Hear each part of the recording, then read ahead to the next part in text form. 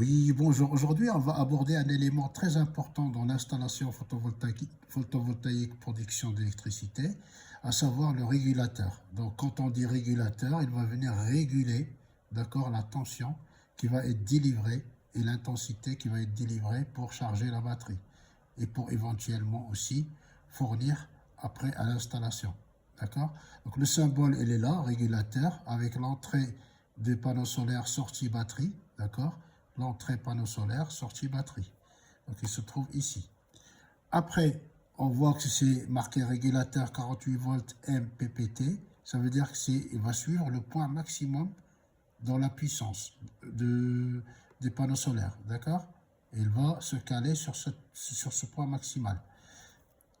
Alors, ici, on va regarder ici. Hop, on le voit ici. Vous voyez?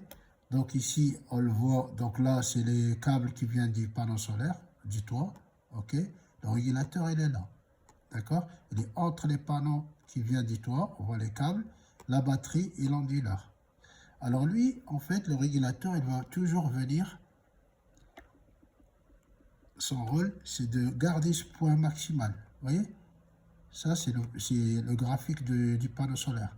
Ce point maximal, il est obtenu grâce à un courant IMPP, d'accord, et une tension UMPP, d'accord. On en a déjà parlé sur une précédente vidéo. Il faudrait regarder le playlist, vous allez la trouver. Donc ici, on voit ici, c'est le point maxi. Donc il va toujours venir se caler là, ok. Si il y a une grosse production, bah, il va venir s'ajuster sur ce point-là. Il va baisser la tension ou l'intensité. Alors, comment on va regarder? Ici, on a pris un exemple. OK? Supposons qu'on a une production crête du panneau de 210 watts.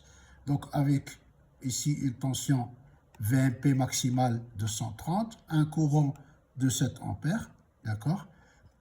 Tension à vide 37 volts, courant à vide 7,5. D'accord? Ça, c'est sur la plaque signalétique. Maintenant, on doit choisir un régulateur. Il faudrait toujours que le régulateur soit 25% de plus. On multiplie 1,25 par le courant à vide 7,5. OK? Donc, on va trouver le courant de régulateur 7,5, d'accord? Fois 1,25, on va trouver 9,37. Donc, aux alentours de 10 ampères. Est-ce que ce régulateur va convenir? Donc, on prend la batterie. Imaginons que la batterie fait 24. On met 24 fois 10, ça fait 240. 240 watts est supérieur. D'accord? Il colle avec la production de 210 watts. Donc, ça convient.